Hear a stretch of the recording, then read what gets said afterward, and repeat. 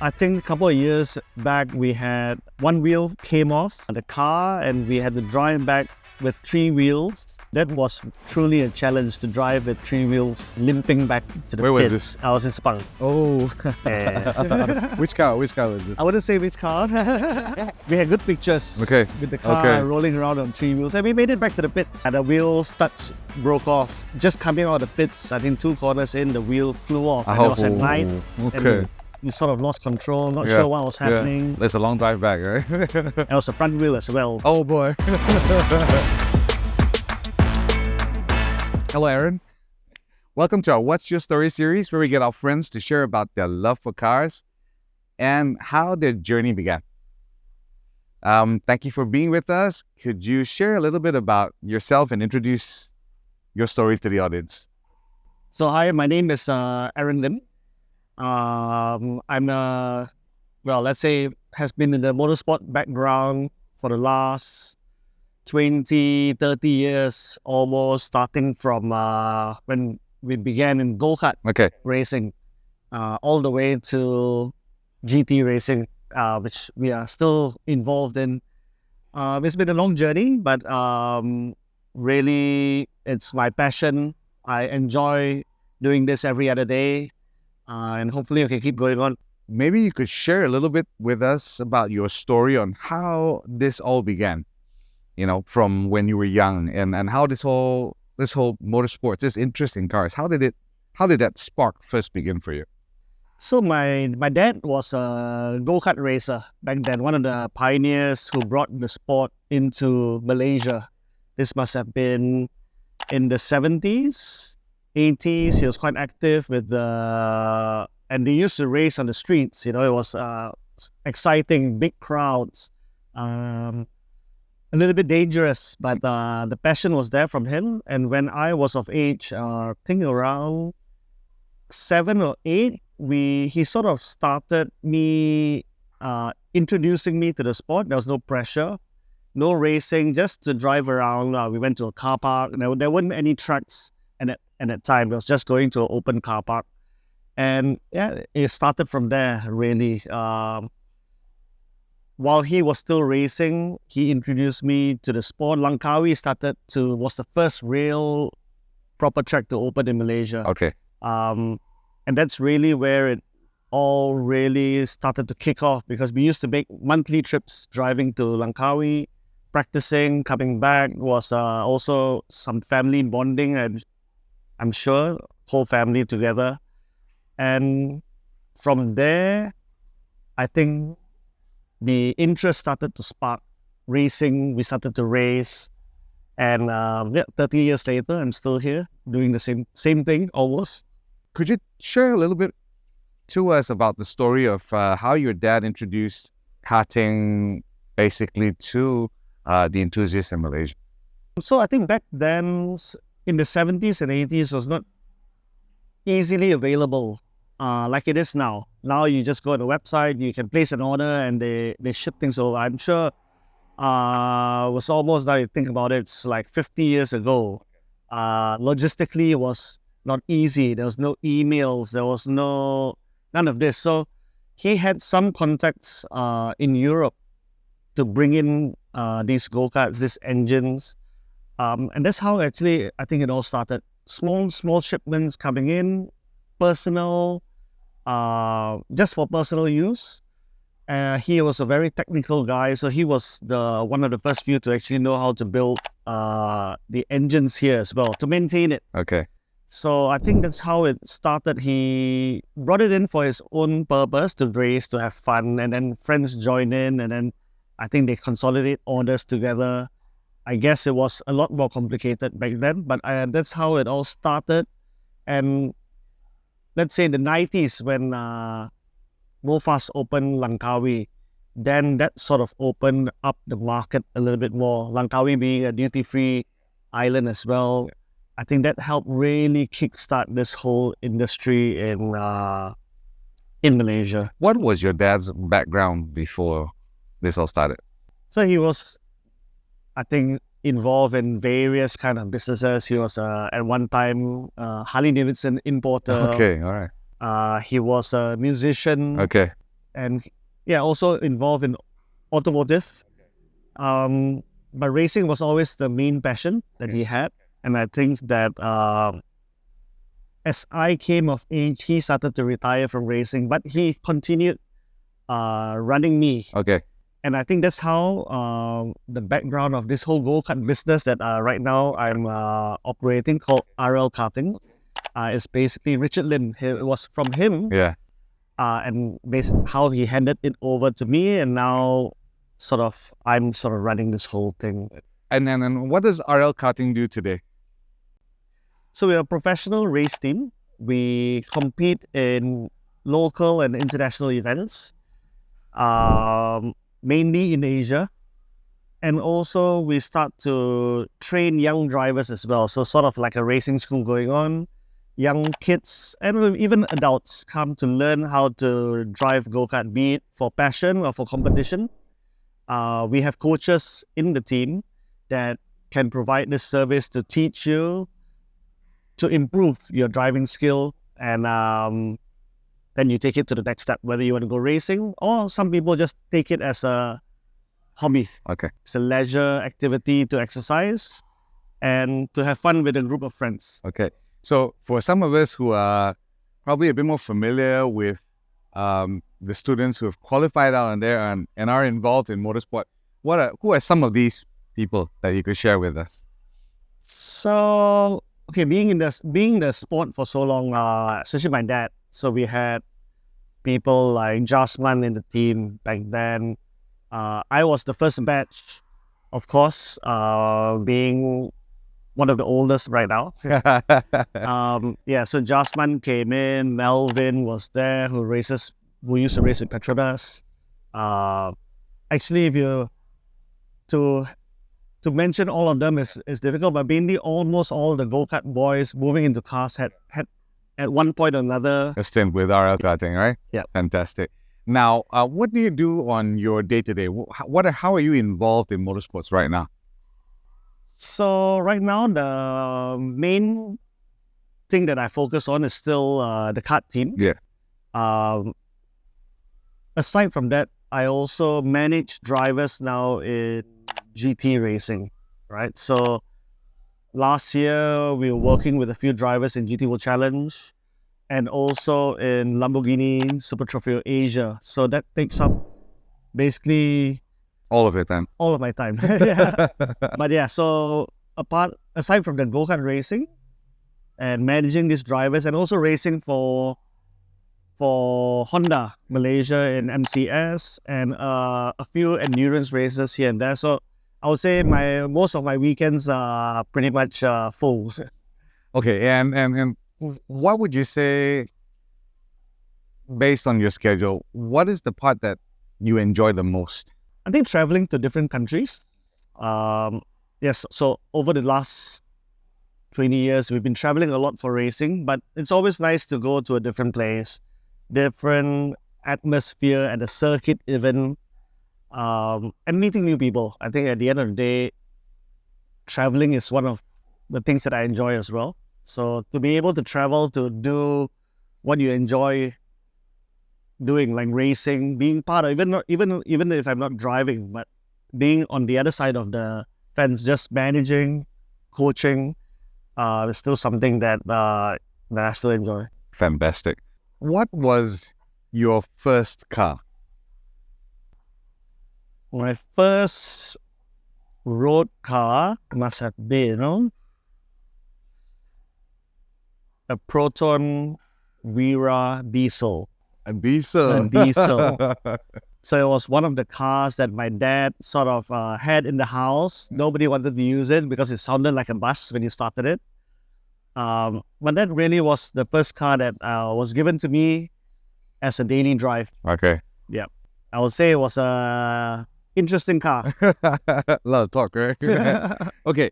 And when you got involved in motorsports, what was your most special vehicle that you drove? It must have been during the A1GP time. That was a fantastic car to drive, especially the second generation car built by Ferrari. It was an ex-Formula One car. So technically, the car was really superior to what I had driven before. Okay. It was a great atmosphere, I think, being part of the whole Malaysian team. And that was, I think, the highlight of, I would say, my career. Okay. Okay. Being able to represent Malaysia and the world stage. If you could own any car, past or present, what would it be? I think a dream car for me still is to own a Porsche GT3. Okay. Still working towards it. It's one of the goals that I have. Okay. Which generation? I would say I'm a more modern Okay. kind of guy. I like technology. Okay. I understand the older cars give you a better driving experience. It's more rough. It's more real. But I'm okay to settle with the new generation. The 992s? Yeah. Fantastic. Okay. What is your biggest passion and obsession? I would say as the years go on, right now it's a lot different from what it was when I first started. Like, I really enjoy coaching young drivers or new drivers. Could be old, could be young, and seeing them excel, seeing them perform, and gives you a sense of great satisfaction. Okay. Like, so rewarding. It's almost like winning a race when you're driving, but when you watch your students do well, it's sometimes even better satisfaction than actually winning the race. How do you think that interest came along for you to become that coach, that teacher, you know? Well, this sport is quite cruel. Yeah. When you run out of money, Yeah.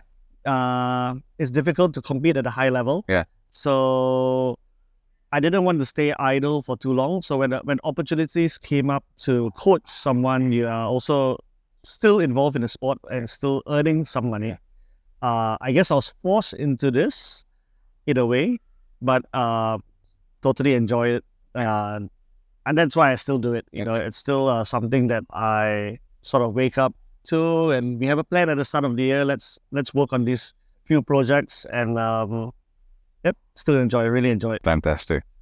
Where do you see the future of cars heading in the next decade? I think that's a tricky one. So it looks like It it is. was all going electric. Yes. Then now suddenly there's sort of like a It's like changing the path already, right? Yeah. now the news is they're starting to go into hydrogen engines. Yeah. So to be honest, I'm not sure. I have not bought an electric car. Yeah. So yeah, this is for me. You're uncertain where it's going. Yeah. Okay. Well, since you are so involved in motorsports, where do you see motorsports headed to in the next decade? And that'd be a more fair question. Because there's talks about Formula One, maybe we bring in the V10s, and there's all that excitement buzzing. Yeah, so I still hope they keep petrol engines at the end of the day. Don't move to electric so soon, because it takes away all the fun with the sounds. I know it's not good for the environment, but I think racing should still be sort of raw. Okay. I hope they bring the V10 engines back. Yeah. We need to get the sounds back, because I think that's what's missing. If you were in Sepang when they first opened, 99, 2000, that was a peak of The heydays. yeah. And then now, we almost couldn't stand on the pit wall or even the grandstand without earplugs. Yeah. Yeah. But now it's not like that anymore. Yeah, It yeah. takes away a little bit of the fun. Yeah. Well, you have your cup cars. About Formula One, I think in those days, you couldn't survive the whole race without earplugs. Yeah. It was epic, man. Yeah. It screams down on the straights, right? So I think that's something that hopefully comes back. Okay. Maybe not at the level, but at least halfway. Yeah. We're all hoping. We're all very hopeful. Exciting news. Okay. Could you describe your funniest moment with your car? This could be in motorsports. Funniest moment. I think there were a lot of sad moments, especially when cars break down and all that. Funniest moment, I think a couple of years back we had, it's funny and sad, but one wheel came off the car, and we had to drive back with 3 wheels. because it was an endurance event. So you tried to bring the car back. And that was truly a challenge to drive with 3 wheels, limping back to Where the was pits. this? I was in Sepang. Oh.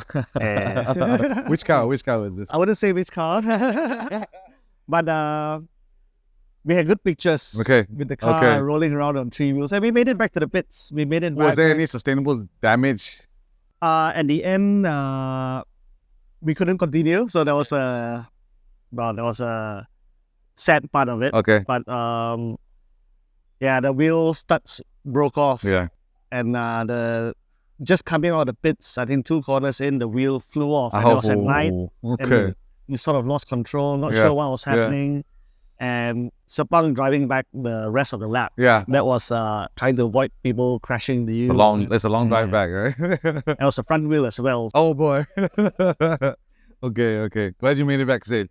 What would be the one thing most people would not know about you? Well, I have invested in a alcohol business. So we sort of run a small bar in KL, importing craft beers into Malaysia. We've been doing it for the last 12, 13 years. It doesn't tally with the drink and drive thing, but I try to keep it very separate.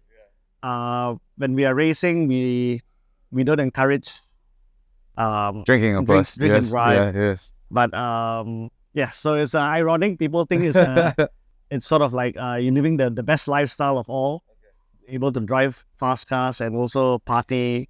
But it's mainly a business that I invested in, and it's a sort of a family business. Okay. Where is this place? It's in Changkat, just off the main street of Changkat, Bukit Bintang, called Taps Beer Bar. Ah, okay. It's a restaurant and let's say luxury beer drinking lies. Okay. More premium beers, but it's not a place where people go and just get hammered and get drunk. It's sort of a lifestyle kind of place. That's nice. How has car culture influenced your life? Are there any specific movies or TV series or books, that has sort of sparked that interest for you? Actually, to be honest, I don't really watch car movies, especially the racing one, Okay. because I feel that It's not real? yeah, as a driver, you sort of know what can happen and cannot happen in certain situations. But like in the movies, of course, to make it exciting. So I try not to dwell too much into Okay. it. So yeah, when I watch movies or any car series, actually, I try to stay away from Anything that's racing? yeah. Okay. But is anything in that, from that generation, that era, that became an inspiration for you in terms of enjoying, whether it's cars or motorsports? Was there a book that inspired you? Not really, but actually, we're just watching your idols in Formula One. Yeah. I think that really The highlight reels, that Okay. really sparked the interest, or to continue the interest in racing. As a young kid, you hear of these people, right? Ayrton Senna, Michael Schumacher, but to be able to watch them on TV, especially back in those days, was like a privilege. Yeah. And you could aspire to be like them. So for me, just watching racing was Exciting. yeah. The real stuff, right? Okay. And who was your number one idol? I think as time went by, you change. I mean, Ayrton Senna was there. He was the first one that we actually watched growing up. But I was still pretty young when he passed on. Yeah. I would say at the end, Kimi Räikkönen is still the idol that I had, because of not just his driving, but personality. With composure. Yeah, he was just so cool.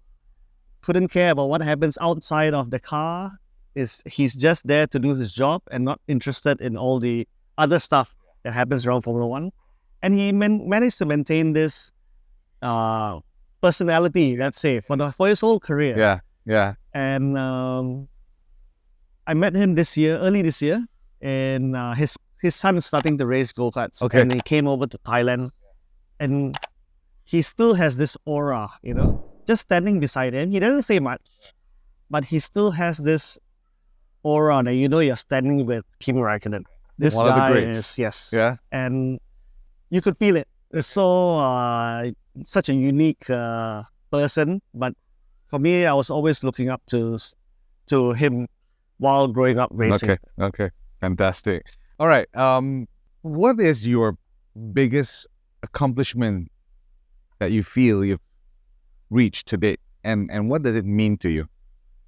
I think that in terms of not results, but experience, when my dad agreed to send me to Europe to race in go-karts, I think that sort of also formed my personality, because I think we went over just after high school. Okay. How old were you then? 17, 18. Okay.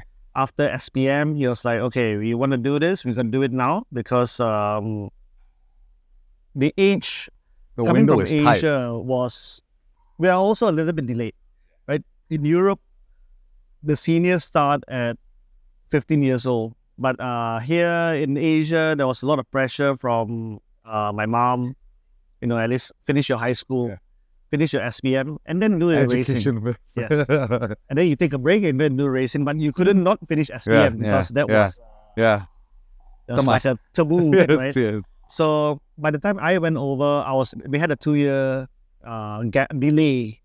So we had to make a decision, went over. My dad brought me there, dropped me off after the first race, and I was basically living on my own. I think that really shaped who I am today, because you had to be independent. You're forced to be independent with very little money to survive. Okay, my dad had paid for the racing, but you couldn't go out and have expensive meals. You had to budget your spending, and I think that really I was really appreciative now when you look back. I think without that, things may have turned out differently. So for me, just the fact that I survived that few years over there, I think that was it shaped your character, and your perspective on how you pursue motorsports in the future as well, right? Yeah, fantastic. Okay, if you could give your younger self one piece of advice, what would it be?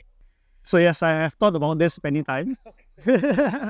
What could you change? And this is something that I also tell all the younger drivers that I coach and manage right now.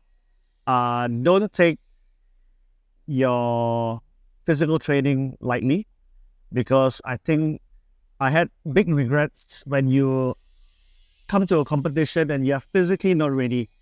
At that time, you're young, you're thinking, I can do it, I've been driving for so long. But when you feel that being physically fit could make you perform at a high level, this is where you have, because this is something that you can control. Yeah. It's not like somebody hitting you, crashing into you on the track where it's out of your control. So I'll say discipline is really important.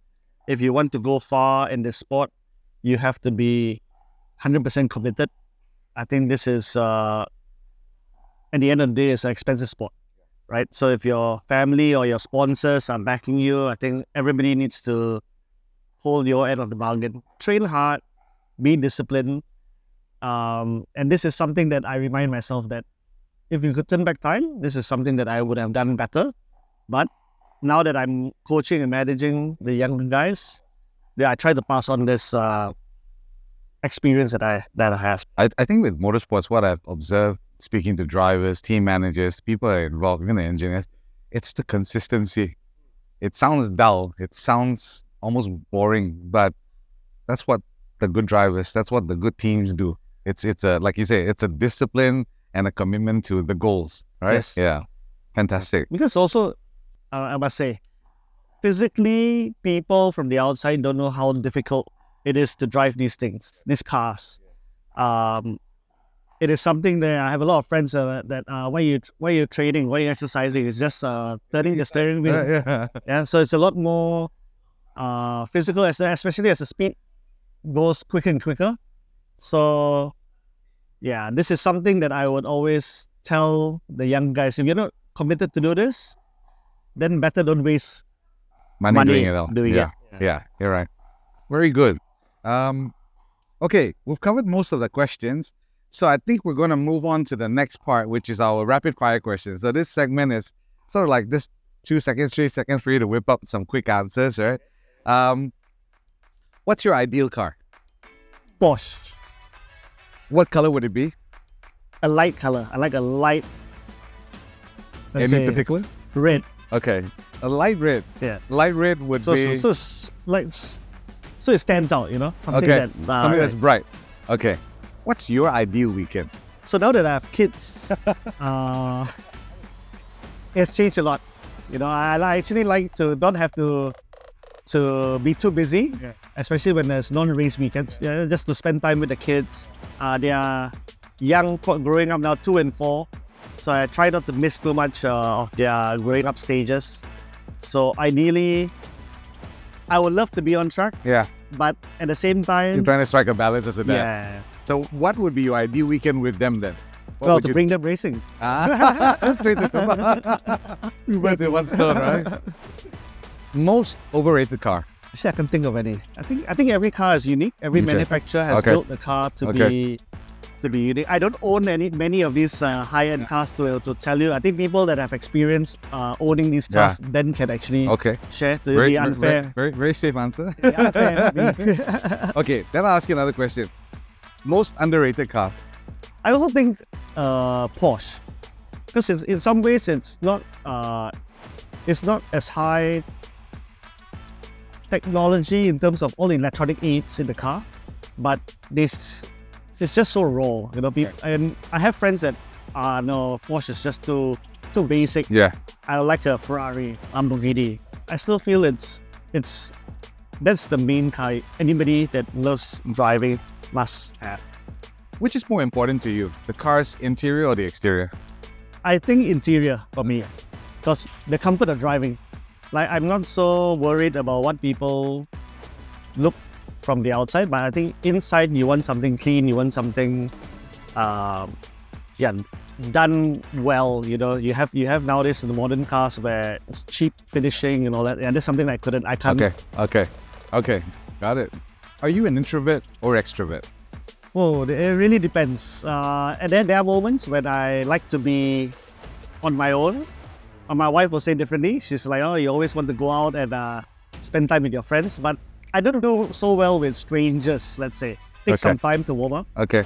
I'm very comfortable with people that I know. Okay. So I'll say it's a mixture. Okay. You can't send me out alone to a big party. And You'll be a bit lost in it. What's your favorite hobby? So traveling, eating. Okay, this is aside from racing. I'm so we already touched racing so much. That's your traveling passion. Traveling and eating. Okay.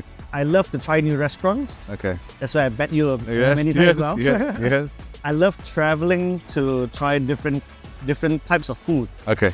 So when I plan holidays with my wife, we actually look at places where we want to go and try certain food. Okay. Not really to visit places. I think number one priority is always let's go there to eat this, and then we plan the holiday Around what the food highlights of the trip is. like we book a restaurant that is so difficult to book, you know. Okay, let's go to this country. I get it completely. Okay, I think that brings us to the end of the podcast. So thank you, Aaron, for joining us for this whole series. It's Thank you for fantastic having me. you. Thank you for having me.